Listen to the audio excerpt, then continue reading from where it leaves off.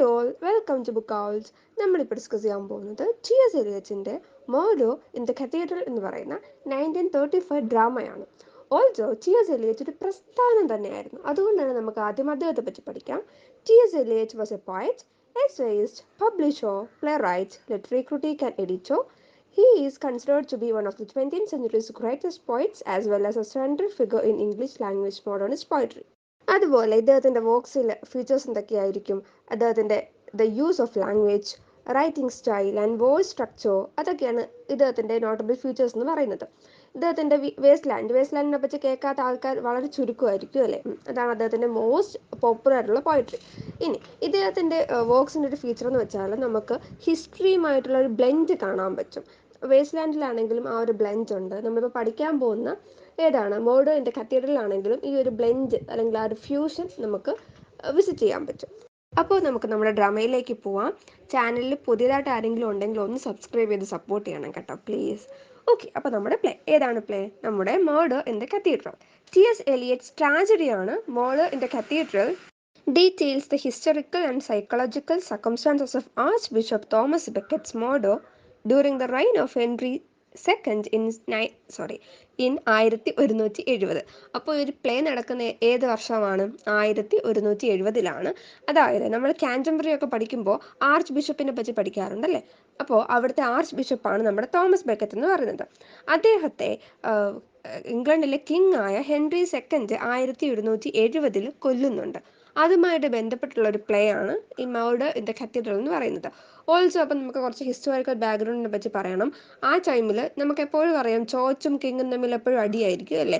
ആ ഒരു അടിയുടെ പരിണിതഫലമായിട്ടാണ് നമ്മുടെ തോമസ് ബെക്കറ്റിന് ഈ ഒരു ഗതി വരുന്നത്. അപ്പം ഈ ഒരു നമ്മുടെ ബെക്കറ്റ് അദ്ദേഹം വില്ലിങ്ങോടുകൂടി തന്നെ അക്സെപ്റ്റ് ചെയ്യാണ്. അദ്ദേഹത്തെ 7 വർഷത്തേക്ക് പുറത്ത് ഫ്രാൻസിലോട്ടൊക്കെ പറഞ്ഞയക്കുന്നുണ്ട്. എങ്കിൽ പോലും അദ്ദേഹം തിരിച്ചു വന്നിട്ട് ഇതെൻ്റെ വിദ്യയാണ്, എൻ്റെ ദൈവവിദ്യയാണെന്ന് പറഞ്ഞിട്ട് ഡിസ്നിയാന്ന് പറഞ്ഞിട്ട് ഇദ്ദേഹം അദ്ദേഹത്തിൻ്റെ ഫെയ്ത്തിനെ ചൂസ് ചെയ്യുന്നുണ്ട്. എന്താണ് അദ്ദേഹത്തിൻ്റെ ലോയൽറ്റി, അതുപോലെ ഫെയ്ത്തിനുള്ള സ്നേഹം, അതൊക്കെ നമുക്കിവിടെ കാണാൻ പറ്റും. അപ്പോൾ മെയിനായിട്ട് നമുക്ക് അതിൻ്റെ സെറ്റിങ്ങും കോണ്ടെക്സ്റ്റും പഠിക്കാം. ഇതൊരു എസ്സേ ആയിട്ടൊക്കെ ചോദിക്കുകയാണെങ്കിൽ ആദ്യം ടി.എസ്. എലിയറ്റിനെ പറ്റി എഴുതണം. അതിനുശേഷം ഒരു ഹെഡിങ് കൊടുത്തിട്ട് സെറ്റിംഗ് ആൻഡ് കോണ്ടെക്സ്റ്റ് അല്ലെങ്കിൽ ഹിസ്റ്റോറിക്കൽ ബാക്ക്ഗ്രൗണ്ട് എന്ന് പറഞ്ഞിട്ട് നിങ്ങളത് പ്രസൻറ്റ് ചെയ്യണം. Okay. Murder in the cathedral is a play by British American modernist poet and playwright T S. Eliot. The play is a Christian tragedy that follows the story of Archbishop Thomas Becket during the month leading up to his assassination by King Henry II. T.S. Eliot wrote the play primarily based on Edwin Grimm's eyewitness account of Becket's assassination. അതായത് Edward Grimm എന്ന് പറഞ്ഞൊരു വ്യക്തി ഉണ്ടായിരുന്നു. അദ്ദേഹം നമ്മുടെ Thomas ബെക്കറ്റിൻ്റെ ഈ ഒരു assassination നേരിട്ട് കാണുന്നുണ്ട്. അതിൻ്റെ ഒരു ഡീറ്റെയിലിങ്ങിലാണ് ടി.എസ്. എലിയറ്റ് ഈ ഒരു വർക്ക് എഴുതുന്നത്. ഇപ്പോൾ ഈ ഡ്രാമ നടക്കുന്നത് കാൻറ്റംബറിയിലാണ്, ഇംഗ്ലണ്ടിലാണ്. ഈ കാൻറ്റംബറി എന്ന് പറഞ്ഞാൽ ഇംഗ്ലണ്ടിലെ റിലീജിയസ് പവറിൻ്റെ ഒരു ഹെഡാണ്, അല്ലെങ്കിൽ ഒരു സീറ്റായിട്ട് വേണമെങ്കിൽ കൺസിഡർ ചെയ്യാൻ പറ്റും. 1170 ഹെൻറി സെക്കൻഡിൻ്റെ എനിക്ക് ഏഴെന്നാണ് വരുന്നത് ഹെൻറി സെക്കൻഡിൻ്റെ ഭരണസമയത്താണ് ഈ ഒരു സംഭവം നടക്കുന്നത്. ആദ്യം ചോർച്ചും ഇംഗ്ലണ്ടിലെ കിങ്ഡവും തമ്മിൽ നല്ല ഫ്രണ്ട്സ് ആയിരുന്നു. പക്ഷെ അതിനുശേഷം ഇവർ മാറുന്നുണ്ട്. ആ ഒരു ഫ്രണ്ടായിരുന്ന സമയത്ത് തോമസ് ബെക്കറ്റിനെ ഇദ്ദേഹം കാൻറ്റംബറിയിലെ ചാൻസലറായിട്ട് കിങ് സെലക്ട് ചെയ്യുന്നുണ്ട്. കുറേ നാൾ കഴിഞ്ഞപ്പോൾ ഒരുപാട് കാര്യത്തിൻ്റെ പേരും പറഞ്ഞ് തോമസ് ബെക്കറ്റും അതുപോലെ തന്നെ കിങ് ഹെൻറിയും തമ്മിൽ അടിയാവുന്നുണ്ട്. കാത്തലിക് ചേർച്ചിൻ്റെ പവർ അതിനെ ചൊല്ലിയിട്ടാണ് അവർ വഴക്കുണ്ടാക്കുന്നത്. അപ്പോൾ നമുക്ക് തന്നെ അറിയാം, ഇംഗ്ലണ്ട് നമ്മൾ ഹിസ്റ്ററി പഠിക്കുമ്പോൾ പറയുന്നുണ്ട്, കാത്തലിക് ചേർച്ചിനോട് പിണങ്ങിയിട്ട് അവർ മറ്റൊരു ചേർച്ചൊക്കെ ഉണ്ടാക്കുന്നുണ്ട്. പിന്നെ പ്യൂരിറ്റൻ സഭ ഇംഗ്ലണ്ടിൽ ഉണ്ടാവുന്നുണ്ട്, ആംഗ്ലിക്കൻ സഭ, അങ്ങനെ അവർ വേർതിരിഞ്ഞ് പോകുന്നുണ്ട്. ക്വീൻ എലിസബത്തിൻ്റെ കാലം തൊട്ടേ ഈ ഒരു പ്രശ്നങ്ങളൊക്കെ ഇങ്ങനെ നടക്കുന്നുണ്ടെന്നൊക്കെ നമ്മൾ പഠിച്ചിട്ടുണ്ട്. അതുപോലെ തന്നെയാണ് ഇവിടെയും അതുപോലെ കാത്തലിക് ചേർച്ചുമായിട്ട് ഹെൻറി രണ്ടാമന് പ്രശ്നം ഉണ്ടാവുന്നുണ്ട്. അങ്ങനെ അവിടുത്തെ ക്വസ്റ്റ്യൻ വരുന്നുണ്ട്, ആരാണ് ഗ്രേറ്റർ പവർ, കാത്തലിക് ചേർച്ച് ആണോ അതോ കിങ് ആണോ? ആ ഒരു ക്വസ്റ്റ്യനിൽ നിന്നാണ് പ്രശ്നങ്ങൾ മൊത്തം ഉദിക്കുന്നത്. The two men disputed whether the church and crown should have the right to deal with the crimes of clergymen. അതായത് ഈ ഒരു പ്രശ്നം തുടങ്ങാനുള്ള പ്രധാന കാരണം എന്ന് വെച്ചാൽ, ഇപ്പോൾ കറണ്ടായിട്ട് തോമസ് ബെക്കറ്റിന് ഈ ഒരു ഇഷ്യൂ വരുന്നുണ്ടല്ലോ, അതിൻ്റെ പ്രശ്നം എന്ന് വെച്ചാൽ ഒരു ക്ലേർജിമാൻ എന്തെങ്കിലും ഒരു ക്രൈം ചെയ്യുന്നുണ്ട്. ആ ക്രൈം ചെയ്യുവാണെങ്കിൽ അദ്ദേഹത്തെ ക്വസ്റ്റ്യൻ ചെയ്യാനും അദ്ദേഹത്തെ പണിഷ് ചെയ്യാനുമുള്ള റൈറ്റ് ആർക്കാണ്? ആ ഒരു ചോദ്യത്തിൻ്റെ പുറത്ത് നിന്നിട്ടാണ് ഈ പ്രശ്നങ്ങൾ മൊത്തം ഉണ്ടാവുന്നത്. ഇത്രയാണ് ഹിസ്റ്റോറിക്കൽ കോണ്ടെക്സ്റ്റ്. അത് കഴിഞ്ഞിട്ട് നമുക്ക് ക്യാരക്ടേഴ്സിനെ പറ്റി മനസ്സിലാക്കണം. വളരെ കുറച്ച് ക്യാരക്ടേഴ്സ് മാത്രമേ ഉള്ളൂ. ഫസ്റ്റ് വൺ നമുക്ക് പ്രസൻറ്റ് ചെയ്യുന്നത് തന്നെ കോറസ് ആണ്. എന്താണ് കോറസ് എന്നറിയാലോ? അതായത് കുറച്ച് ആൾക്കാർ, എന്താണ് സിംഗിങ്ങിന് വേണ്ടിയിട്ട് അവർ വന്നിട്ടാണ് നമുക്ക് ഓഡിയൻസിന് സ്റ്റോറി പറഞ്ഞു തരുന്നത്, അല്ലെങ്കിൽ ആ കോണ്ടെക്സ്റ്റ് മനസ്സിലാക്കി തരുന്നത്. ഇവിടെ കുറച്ച് കോമൺ വിമൻ ആണ്, അവർ കാഞ്ചൻബറിയിലുള്ള കുറച്ച് ആൾക്കാരാണ്. തോമസ് ബെക്കറ്റിനെ അവരുടെ സ്പിരിച്വൽ ലീഡറായിട്ട് അവർ കൺസിഡർ ചെയ്യുന്നുണ്ട്. ഈ ഒരു സ്ത്രീകളാണ് ഈ നമ്മുടെ ഓഡിയൻസിനോട് അവരുടെ പേടിയും സഫറിങ്സിനെ പറ്റിയിട്ടും തോമസ് ബെക്കറ്റ് വന്നാലുള്ള അവസ്ഥയെ പറ്റിയിട്ടും ഒക്കെ ഡിസ്ക്രൈബ് ചെയ്ത് തരുന്നത്. ഓക്കെ, നെക്സ്റ്റ് ഉള്ള ക്യാരക്ടേഴ്സ് എന്ന് പറയുന്നത് 3 പ്രീറ്റ്സ് ഓഫ് കത്തീഡ്രൽ ആണ്. The priest at Canterbury Cathedral who are awaiting the Archbishop's arrival.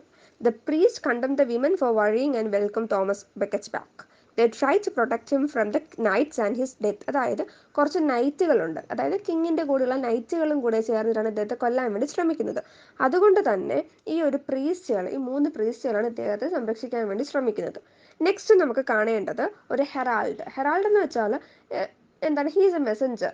Arch bishop തിരിച്ചു വരികയാണ്, ഫ്രാൻസിൽ നിന്നും തിരിച്ചു വരുവാണെന്ന് നമ്മൾ ഇൻഫോം ചെയ്യുന്ന ഒരു വ്യക്തിയാണ് ഹെറാൾഡ് എന്ന് പറയുന്നത്.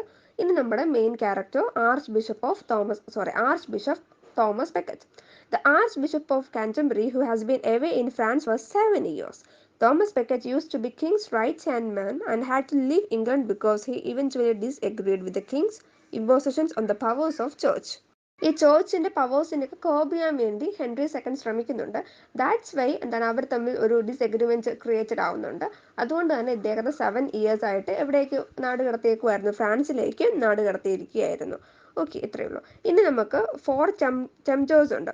4 ടെംപ്റ്റേഴ്സ് എന്ന് പറയുകയാണെങ്കിൽ 4 ആൾക്കാരെന്ന് വെച്ചാൽ നമ്മുടെ തോമസ് ബെക്കറ്റിൻ്റെ പവേഴ്സിനെയൊക്കെ ടെംപ്റ്റ് ചെയ്യാണ് കേട്ടോ. They try to tempt Thomas Becket to seek power and pleasure over love and service of God.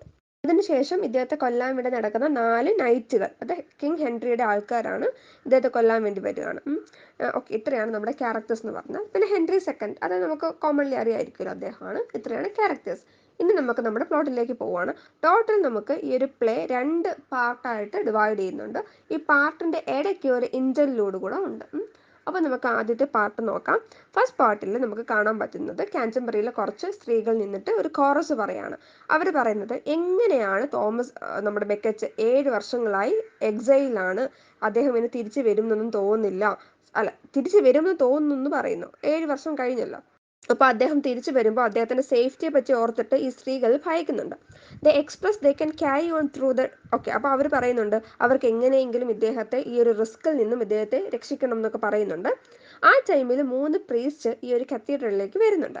അപ്പോൾ അദ്ദേഹം ഇതുപോലെ പറയാണ്, നമ്മുടെ ഇവിടുത്തെ കിങ്ങിൻ്റെ കാര്യങ്ങളും അദ്ദേഹത്തെ പറ്റിയിട്ടുള്ള കുറേ പ്രശ്നങ്ങളും കംപ്ലയിൻസും ഒക്കെ പറയാണ്. ഓക്കെ, എന്താണ് ദൈവത്തെ മറക്കാനും അതുപോലെ കുറേ നിയമങ്ങളൊക്കെ അദ്ദേഹം കൊണ്ടുവരുന്നുണ്ടെന്ന് പറയുന്നു. പെട്ടെന്ന് ഒരു മെസ്സഞ്ചർ, അതായത് നമ്മുടെ ഹെറാൾഡ് വന്നിട്ട് പറയാണ് നമ്മുടെ തോമസ് ബെക്കറ്റ് അടുത്തെത്താറായി, സോ എന്താണ് പ്രീസ്റ്റ് അദ്ദേഹത്തെ കാണാൻ വേണ്ടി പ്രിപ്പയർ ചെയ്തിരിക്കണം എന്ന് പറയുന്നു. അപ്പോഴത്തേക്കും പ്രീസ്റ്റ് ചോദിക്കും എന്താണിപ്പോൾ പോപ്പുമായിട്ടുള്ള, നമ്മുടെ പോപ്പ് ഉണ്ടല്ലോ, POP, ഓക്കെ, പോപ്പുമായിട്ടുള്ള ആർച്ച് ബിഷപ്പിൻ്റെ ആ ഒരു കറണ്ട് റിലേഷൻ എന്താണ്, അതുപോലെ കിങ് ഓഫ് ഫ്രാൻസുമായിട്ടുള്ള റിലേഷൻ എന്താണ്, കിങ് ഓഫ് ഇംഗ്ലണ്ടുമായിട്ടുള്ള റിലേഷൻ എന്തൊക്കെയാണ് ചോദിക്കുന്നുണ്ട്. അത് ഓഡിയൻസിനൊന്ന് അവെയർ ചെയ്യാൻ വേണ്ടിയിട്ടാണ്. അപ്പോൾ ഇതൊക്കെ നമ്മുടെ ഹെറാൾഡ് പറയും ആർച്ച് ബിഷപ്പ് പോപ്പുമായിട്ടും അതുപോലെ ഫ്രാൻസിലെ കിങ്ങുമായിട്ടും നല്ല ഒരു ടേംസിലാണ്, but not with the king of England. എങ്കിൽ പോലും the herald says that Thomas Becket is aware of the risk and realities of his jeopardized position upon his return. അതായത് അദ്ദേഹം തിരിച്ചു വരുമ്പോൾ ഉണ്ടാവുന്ന പ്രശ്നങ്ങളെപ്പറ്റി നല്ലതുപോലെ തന്നെ ആർക്കറിയാം, നമ്മുടെ തോമസ് ബെക്കറ്റിന് അറിയാം എന്ന് പറയുന്നു.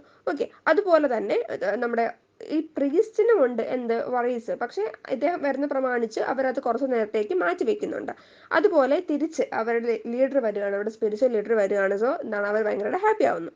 However, the chorus of Canterbury women speak of the Archbishop's ill fate and beg him to go back to France to serve the church, the townspeople, and himself from doom and suffering. അതായത് ഈ സ്ത്രീകൾ എന്ന് പറയാണ് please നിങ്ങൾ തിരിച്ചു പോകൂ, കാരണം നിങ്ങളുടെ ജീവന് ഇവിടെ വന്നാൽ ആപത്താണ്, സോ തിരിച്ചു പോകുമെന്ന് പറയുന്നുണ്ട്. പക്ഷേ ഈ സ്ത്രീകളുടെ ഫിയേഴ്സ് ഒന്നും ശ്രദ്ധിക്കാതെ തന്നെ നമ്മുടെ തോമസ് ബെക്കറ്റ് തിരിച്ചു വരുന്നുണ്ട്. They fear the demise of their faith and religion if Becket is killed or humiliated by the King of England.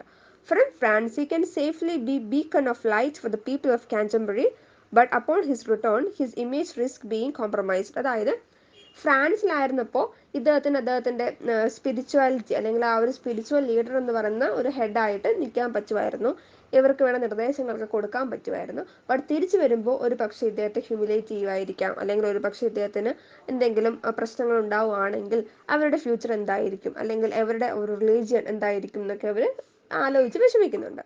The priest con the women, അതായത് ഇങ്ങനെ നെഗറ്റീവായിട്ട് ഇങ്ങനെ സംസാരിക്കുന്നതിന് പ്രീസ്റ്റ്, ഈ 3 പ്രീസ്റ്റുകൾ ഈ സ്ത്രീകളെ വഴക്ക് പറയുന്നുണ്ട്. എന്നിട്ട് പറയുന്നു ആർച്ച് ബിഷപ്പ് വരുവാണ്, so you must be show of you and happy എന്നൊക്കെ പറയുന്നു. അങ്ങനെ ബെക്കറ്റ് വരുന്നുണ്ട്. ബെക്കറ്റ് വന്നിട്ട് നമ്മുടെ സ്ത്രീകളോട് പറയുന്നുണ്ട്, നിങ്ങൾ ഇങ്ങനെയല്ല, നിങ്ങൾ മനസ്സിലാക്കി വെച്ചിരിക്കുന്ന കാര്യങ്ങൾ തെറ്റാന്ന് പറയുന്നു. He explains that his journey to Canterbury was difficult with rebellious clergyman try to interfere. ആ ടൈമിൽ ഈ 4 ടെംപ്റ്റേഴ്സ് കടന്നു വരുന്നുണ്ട്. എന്നിട്ട് അവർ പറയാണ്, the first 3 tempt him with offers of pleasure and power. അതായത് അവർ പവർ അല്ലെങ്കിൽ പ്ലഷർ അതിന് വേണ്ടിയിട്ടൊക്കെ ഗോഡിൻ്റെ ഫെയ്ത്തിലേക്കുള്ള ആ ഒരു സാക്രിഫൈസ് ആണ് ഉദ്ദേശിക്കുന്നത്. നിങ്ങൾക്കിപ്പോൾ ഗോഡിനോട് ഫെയ്ത്ത് ഉണ്ട്, അത് സാക്രിഫൈസ് ചെയ്യുകയാണെങ്കിൽ നിങ്ങൾക്ക് പ്ലഷർ ഉണ്ടാവും, പവർ ഉണ്ടാവും എന്നൊക്കെ പറയുന്നു. They tell him to seek the glory of his prior days as chancellor and to release his former status and rank among people. The first 3 tempters did not easily sway Becket, but the final tempter distresses him by presenting his true desire to be a saint. However, the tempter presents martyrdom and sainthood to Becket as a vain means of never being forgotten, rather than a path of holiness by humbly dying for the love of God. അതായത് ഈ 4ാമത്തെ tempter പറയാണ്, നിങ്ങൾക്ക് ഒരു saint ആവണം എന്നാണ് ആഗ്രഹം അല്ലേ, അപ്പം നിങ്ങൾ ഇതുപോലെ രക്തസാക്ഷി ആവുകയാണ്, മാറ്റർ ആവുകയാണെങ്കിൽ നിങ്ങൾക്ക് ഒരു സെയിൻറ്റ് ആവാൻ ആരും മറക്കരുത്, ആ ഒരു ഉദ്ദേശമാണ് നിങ്ങൾക്കുള്ളത്, പക്ഷേ അത് ഒരിക്കലും നടക്കില്ല എന്നൊക്കെ പറയണത് അത് കളിയാക്കുകയാണ്. അങ്ങനെ the tempters, the priest and the women speak of the fate of archbishop's death. The women beg Becket to save himself and live, but the admonish them all. അതായത് തിരിച്ചു പോകാൻ പറയുന്നുണ്ട്, പക്ഷെ ഇദ്ദേഹം ഇതൊന്നും കേൾക്കുന്നില്ല. He makes a resolution not to serve political means of the king before saving God. അതായത് ഇദ്ദേഹത്തിന്റെ പ്രൈമറി ഒബ്ജക്റ്റീവ് എന്ന് വെച്ചാൽ കിങ്ങിനെ സേവ് ചെയ്യുക എന്നുള്ളതല്ല, പകരം ഗോഡിനെ സേവ് ചെയ്യുക എന്നുള്ളതാണെന്ന് അദ്ദേഹം തീരുമാനിക്കുന്നുണ്ട്. He says that he will not dwell in fear and temptation but trust in God's plan and protection. അതായത് ഇദ്ദേഹം ഭയത്തിലും അല്ലെങ്കിൽ പവറിലും ഒന്നും ടെംപ്റ്റേഷനിലും ഒന്നും വഴങ്ങില്ല, ദൈവവിധി ഉണ്ട്, അതിൽ മാത്രമേ ഇദ്ദേഹം വിശ്വസിക്കുകയുള്ളൂ എന്ന് പറയുന്നു. ഇത്രയാണ് നമ്മുടെ നമ്മുടെ പ്ലോട്ട് 1 അല്ലെങ്കിൽ പാർട്ട് 1 ഇത്രയാണ്. അതിനുശേഷം ഒരു ഇന്റർലൂഡ് വരുന്നുണ്ട്. ഈ ഒരു ഇന്റർലൂഡിൽ ഡിസ്കസ് ചെയ്യുന്നത്, the interlude of the play is the arch bishops homely or sermon given on Christmas morning. അതായത് ഒരു ക്രിസ്മസ് മോർണിംഗിൽ ആർച്ച് ബിഷപ്പ് കൊടുക്കുന്ന ഒരു സെർമൺ, ഒരു പ്രീച്ച് ആണ് നമ്മുടെ interlude. He speaks about how Christmas time is both a time of celebration and mourning, as Christ was born in the world to suffer and die for humanity's sins. അതായത് നമ്മുടെ Christ എന്തുമാത്രം മഹാനായിട്ടുള്ള വ്യക്തിയായിരുന്നു, മറ്റു മനുഷ്യന്മാരുടെ പാപത്തിന് വേണ്ടിയിട്ടാണ് അദ്ദേഹം സ്വയം സ്കേപ്പ് ഗോട്ട് ആയത്, സ്വയം ബലിയാടായത്. അങ്ങനെ നമ്മളും ക്രൈസ്റ്റിൻ്റെ പാതയിലേക്ക് പോകണം, ക്രൈസ്റ്റ് പറഞ്ഞ കാര്യങ്ങളൊക്കെ നമ്മളും കേൾക്കണം. അങ്ങനെയുള്ള കുറേ വലിയ വലിയ കാര്യങ്ങൾ ഒരു സ്പീച്ചാണ് ഇന്റർലൂഡ് എന്ന് പറയുന്നത്. അതുപോലെ തന്നെ ഇദ്ദേഹവും ക്രൈസ്റ്റിൻ്റെ പാത പിന്തുടരാൻ വേണ്ടി പോവുകയാണ്, മറ്റുള്ളവരുടെ പാപത്തിന് വേണ്ടി സ്വയം ബലിയാടാകാൻ പോവുകയാണെന്നൊക്കെയാണ് അദ്ദേഹം പറയുന്നത്. അതിലൂടെ എനിക്ക് എന്ത് കിട്ടും, ദൈവത്തിൻ്റെയൊക്കെ അടുത്തെത്താൻ ഉള്ള ഇത് കിട്ടും എന്നൊക്കെ പറയുന്നു. He speaks about the idea of Christian martyrdom, saying that martyrdom is a plan for a person designed by God. Designed by God. Archbishop Thomas Becket explains that a man is not made a saint by his own will, but by subjugating his will to that of God the Father. He ends his talk telling the churchgoers that there is likely to be another martyr soon, indicating it is himself. അതായത് ദൈവം പറയുന്നു, നമ്മുടെ ക്രിസ്തു മതത്തിൽ രക്തസാക്ഷിത്വം എന്ന് പറഞ്ഞാൽ അത് ദൈവമാണ് ചൂസ് ചെയ്യുന്നത് അങ്ങനെ ഒരു വ്യക്തിയെ. അത് വളരെ വലിയൊരു സംഭവമാണ്. സോ ഇനി നമ്മുടെ ഇതിനകത്ത് ഒരു രക്തസാക്ഷി കൂടെ ഉണ്ടാവാൻ പോവുകയാണ്. അപ്പോൾ ഇൻഡിക്കേറ്റിംഗ് ഇദ്ദേഹം സ്വയം കാണുകയാണ്, അതായത് ഫ്യൂച്ചർ കാണുകയാണ്, ഞാൻ ആയിരിക്കും അടുത്ത രക്തസാക്ഷി ആവാൻ പോവുകയാണ്, and I am going to be murdered soon എന്നൊക്കെ അദ്ദേഹം തിരിച്ചറിയുന്നു. ഇനി നമ്മുടെ പാർട്ട് 2 പോവുകയാണ്. ഇന്റർലൂഡ് കഴിഞ്ഞിട്ട് പാർട്ട് 2 പോവുകയാണ്. ഇവിടെ എന്താ ഡിസ്കസ് ചെയ്യുന്നതെന്ന് പറഞ്ഞാൽ, 4 knights come to cathedral saying that they are servants of the king who need to see the archbishop immediately. The priests try to stall them, being wary of their intentions. അതായത് ഈ night വന്നിട്ട് പറയാണ്, 4 നൈറ്റുകൾ വന്നിട്ട് പറയാണ് ഈ arch ബിഷപ്പിനെ പെട്ടെന്ന് കിങ്ങിനെ കാണണം, പക്ഷേ പ്രീസ്റ്റുകൾ ഇവരകത്ത് കയറ്റാതെ ഇങ്ങനെ തടഞ്ഞു വെച്ചിട്ടുണ്ട്. The knights meet Becket and accuse him of disloyalty to the king. അതായത് അദ്ദേഹത്തിൻ്റെ അടുത്തെത്തിയിട്ട് നിങ്ങൾ കിങ്ങിനോട് ഭയങ്കര ഡിസ്ലോയൽ ആയിരുന്നു, സോ നിങ്ങൾ പണിഷ് ചെയ്യുമെന്നൊക്കെ പറയുന്നു. Thomas denies their accusations but affirms the power of Pope. എന്നിട്ട് പറയുന്നു കിങ് ആണ് യഥാർത്ഥ പവർ എന്ന്. നൈറ്റ്സ് പറയുമ്പോൾ ഇദ്ദേഹം പറയും കിങ് അല്ല, ദ പോപ്പ് ആണ് യഥാർത്ഥ പവർ എന്ന് പറയാണ്. അദ്ദേഹത്തിന്, നമ്മുടെ തോമസ് ബെക്കറ്റിന് ക്ഷമാപണം നടത്താനുള്ള അവസരം കൊടുക്കുന്നുണ്ട്, പക്ഷേ തോമസ് ബെക്കറ്റ് അത് സ്വീകരിക്കുന്നില്ല. The knights threatened Becket to confess his wrongs against the king and agree to the king's terms. But he refuses and knights leave. Okay, അപ്പോൾ ഇദ്ദേഹം റെഫ്യൂസ് ചെയ്യുന്നുണ്ട്. സോ ഈ നൈറ്റുകൾ തിരിച്ചു പോകുന്നുണ്ട്. ദ നൈറ്റ്സ്, ഓക്കെ, അത് കഴിഞ്ഞിട്ട് നൈറ്റ്സ് പോവുകയാണ്, ഇദ്ദേഹത്തെ കൊല്ലാം, ഇപ്പം തിരിച്ചു വരുന്നുണ്ട്, നിനക്കുള്ള പണി തരാം എന്നൊക്കെ പറഞ്ഞിട്ടാണ് നൈറ്റ്സ് പോകുന്നത്. അപ്പോഴത്തേക്കും പ്രീസ്റ്റിന് പേടിയായി. ഈ 4 പ്രീസ്റ്റുകളും കൂടെ എന്ത് ചെയ്യാണ്, ആ ഡോറിൽ, ചേർച്ചിൻ്റെ ഡോറിൽ പോയി ഇങ്ങനെ തടഞ്ഞ് നിൽക്കുകയാണ്. ഈ നൈറ്റ്സ് തിരിച്ചു വരുമ്പോഴത്തേക്കും ഇദ്ദേഹത്തെ കൊല്ലരുത്, സോ ഇങ്ങനെ തടഞ്ഞ് നിൽക്കുകയാണ്.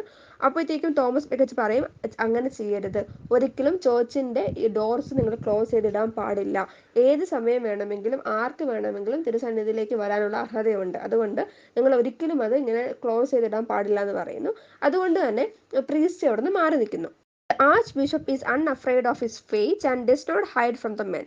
The knights, now drunk, enjoy and kill him. Okay, അപ്പോൾ നൈറ്റ്സ് തിരിച്ചു വരുന്നുണ്ട്, ഡ്രങ്കഡാണ്, അതുപോലെ തന്നെ ഇദ്ദേഹത്തെ കൊല്ലുന്നുണ്ട്. അതോടുകൂടി ആ ഒരു അധ്യായം അവിടെ അവസാനിക്കുന്നുണ്ട്. നെക്സ്റ്റ് സീനിൽ നമുക്ക് കാണാൻ പറ്റുന്നത് ഈ നൈറ്റ് നേരെ ഓഡിയൻസിനോട് സംസാരിക്കുകയാണ്. എന്തിനു വേണ്ടിയിട്ടാണ് അവർ നമ്മുടെ തോമസ് ബെക്കറ്റിനെ കൊന്നത്, ഒരു ഒരു എക്സ്പ്ലനേഷൻ പോലെ ഓഡിയൻസിൻ്റെ അപ്പീലിന് വേണ്ടിയിട്ടും അവരുടെ സിമ്പതി കിട്ടാൻ വേണ്ടിയിട്ടൊക്കെ സംസാരിക്കുകയാണ്. They give long speeches explaining how they were not in the wrong for killing Archbishop, because they were doing what needed to be done to protect the political well-being of the state. അതായത് ഈ രാജ്യം മര്യാദയ്ക്ക് നേരെ ചൊവ്വേ പോകാൻ വേണ്ടിയിട്ടാണ് ഞങ്ങൾ Thomas ബെക്കറ്റിനെ കൊന്നത്, അങ്ങനെ ഒരു ജസ്റ്റിഫിക്കേഷൻ അദ്ദേഹം ഇവിടെ കൊടുക്കുന്നുണ്ട്, ഈ 4 നൈറ്റുകൾ ഇവിടെ കൊടുക്കുന്നുണ്ട്. They say that Thomas Becket was a willing victim and wanted to die for his faith. അതായത് അദ്ദേഹം സ്വയം അദ്ദേഹത്തിൻ്റെ മരണം ഏറ്റുവാങ്ങിയതാണ്, അദ്ദേഹത്തിൻ്റെ വിശ്വാസത്തിന് വേണ്ടിയിട്ട് സ്വയം അദ്ദേഹം രക്തസാക്ഷി ആയതാണ്. നമ്മളൊന്ന് ക്ഷമിക്കുകയാണെങ്കിൽ, അല്ലെങ്കിൽ ഒന്ന് സോറി പറയുകയാണെങ്കിൽ, കിങ് പറയുന്ന പോലെ കേൾക്കുകയാണെങ്കിൽ, നമ്മളൊരു ചോയ്സ് കൊടുത്തതാണ്, പഴയ ചാൻസലർ പൊസിഷനൊക്കെ തിരിച്ചു തരാമെന്നൊക്കെ പറഞ്ഞതാണ്, പക്ഷെ കേട്ടില്ല. ഇദ്ദേഹം സ്വയം അദ്ദേഹത്തിൻ്റെ വിധി ചൂസ് ചെയ്തതാണ്, അല്ല നമ്മുടെ കയ്യിൽ തെറ്റൊന്നുമില്ല എന്നാണ് ഫൈനലി നമ്മുടെ നൈറ്റ്സ് പറയുന്നത്.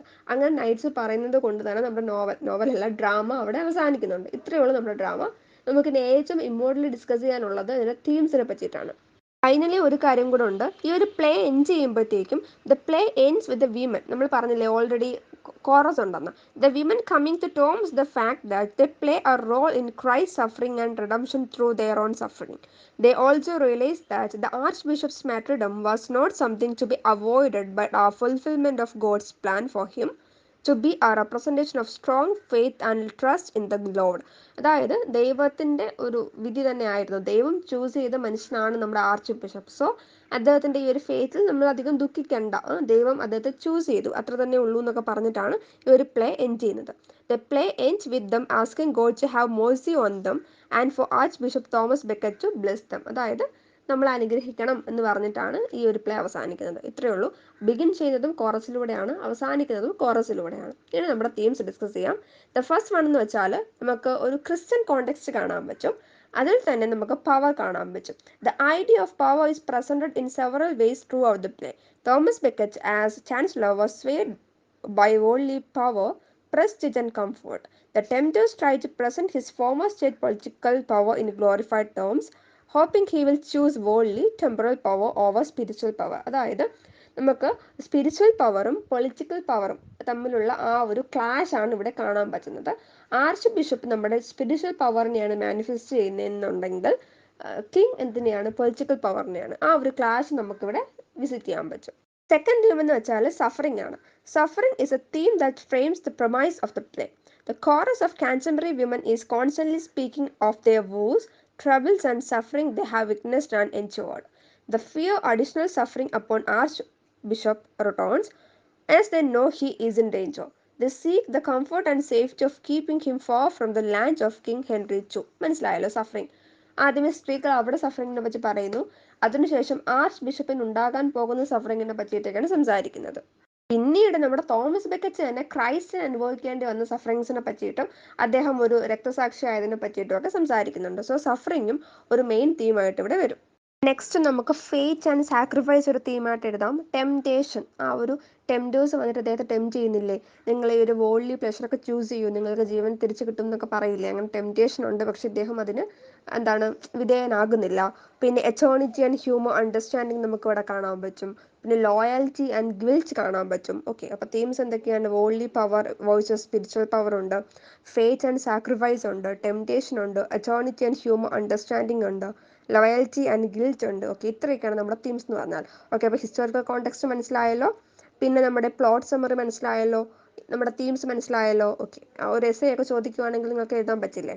മനസ്സിലായി കാണുമെന്ന് വിചാരിക്കുകയാണ്. Thank you for watching.